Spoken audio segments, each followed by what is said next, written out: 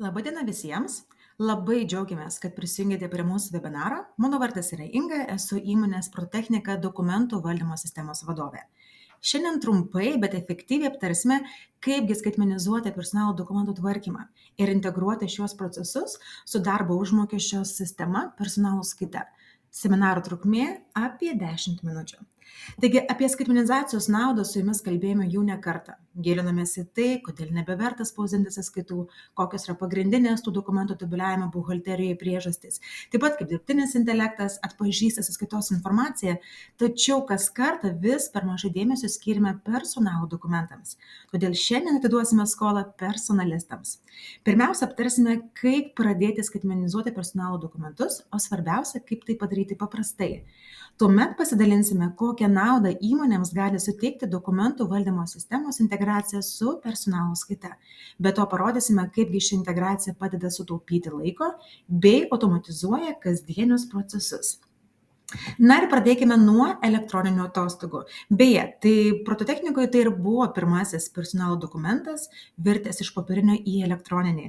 Tiesą sakant, mes visada rekomenduojame pradėti skaitmenizaciją ir darbą dokumentų valdymo sistemoje nuo vieno dokumento tipo. Jam įsivažiavus pridėti antrą, trečią ir ketvirtą, o ne nerti visų greičių į skaitmenizaciją. Taip startuoti tikrai bus lengviau ir patogiau. Na ir kaip taisyklė, kiekvienas atostogų prašymas prasideda nuo atostogų likučio pasitikrinimo. Taigi, jeigu anksčiau preliminaraus atostogų likučio iškodavote darbo užmokesčio lapelyje ar klausinėdavote buhalterės, administratorius ar personalo vadovės, dabar tai reikia tik prisijungti prie sistemos. Kas rytą duomenys yra atnaujinami pagal personalo skaitoje esančią informaciją.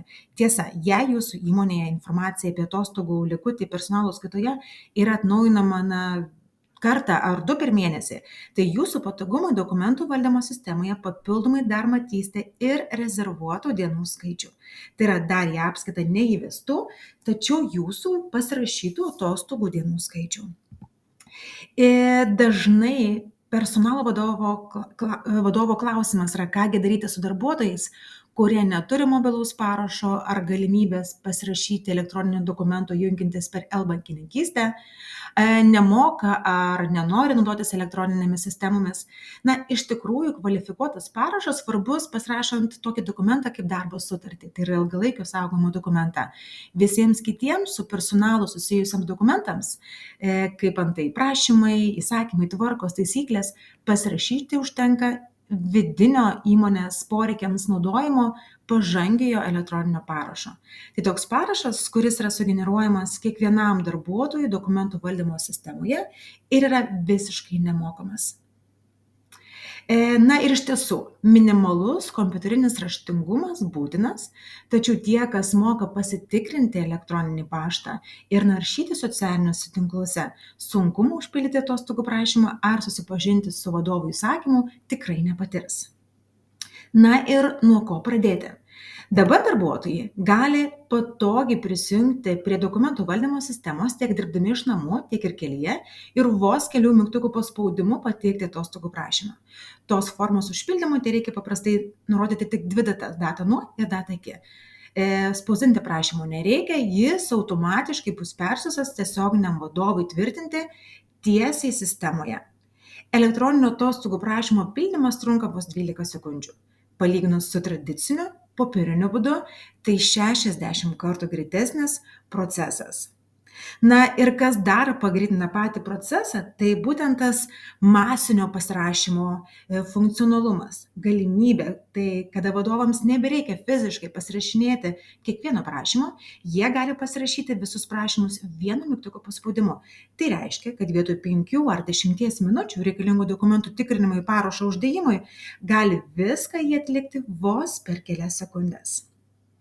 Na ir dabar pereikime trumpai, kaipgi veikia tas atostogų prašymų importas. Visų pirma, kiekvienas galutinai pasirašytas atostogų prašymas realiu laiku keliauja į personalo skaitą kadrai, atostogos, atostogų įrašai. Šioje aplinkoje buhalterija turi patvirtinti kiekvieną iš dokumentų valdymo sistemos atėjusį atostogų prašymą.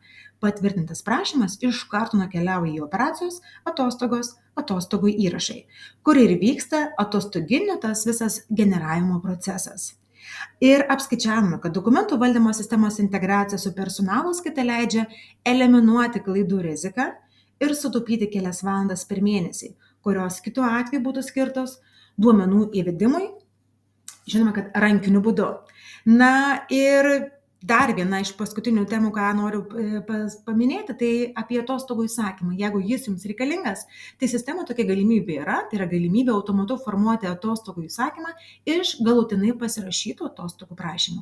Sistema pati skaičiuoja atstumą iki pirmųjų atostogų ir pagal taisyklės, kurias mes apsirašom, automatiškai suformuojama atostogų įsakymą direktoriui pasirašyti, o atostogaujantiems susipažinti. Įsakymas gali būti suformuojamas iš daugiau nei vieno atostogų prašymo. Jame yra pateikiamas atostogaujančių asmenų sąrašas, vardas, pavardė ir atostogų laikotarpis. Taigi, jei atostogų prašymas pasirašomas likus, pavyzdžiui, mažiau nei 4 darbo dienom, tai tokiu atveju įsakymas gali būti formuojamas tą pačią dieną ir siunčiamas jau direktoriui pasirašyti. Ir paskaičiavome, kad kas kartą galima sutaupyti nuo 10 iki 30 minučių. Na ir paskutinė tema dėl nedarbingumo. Iš tikrųjų ir tai yra įgyvendinta mūsų sistemoje galimybė importuoti Sodros ataskaitą. Iš ataskaitoje esančių nedarbingumų automatu suformuojami atskiri nedarbingumo pažymėjimai, užpildomas įvykis kalendoriuje, kuris yra dokumentų valdymo sistemoje, ir siunčiama informacija tiesiai į personalo skaitą realiu laiku. Pastarojoje, priklausomai nuo dokumentų valdymo sistemoje užpildytų duomenų, sukuriamas nedarbingumo įrašas, ten kur operacijos nedarbingumas ir automatu užpildomi laukai. Tai laikotarpis nuo iki, ar reikia draudėjų mokėti, užpildomas ir tabelio žymėjimas. Nedarbingumas, aišku, be buhalterio rankos nevažiuoja į apskaitą, reikalingas mygtuko paspaudimas generuoti. Taigi, kol neperina buhalteris filtrą, visa informacija iš dokumentų valdymo sistemos nenuvažiuoja toliau, negu kad galima.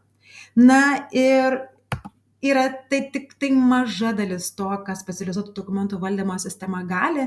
Palikime tai plačiau aptarti kito webinaro metu.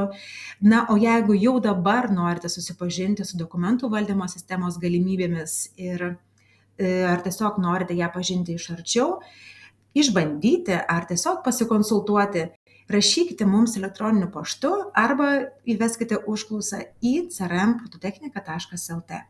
Dėkoju visiems dalyvavusiems ir linkiu gražios likusios dienos.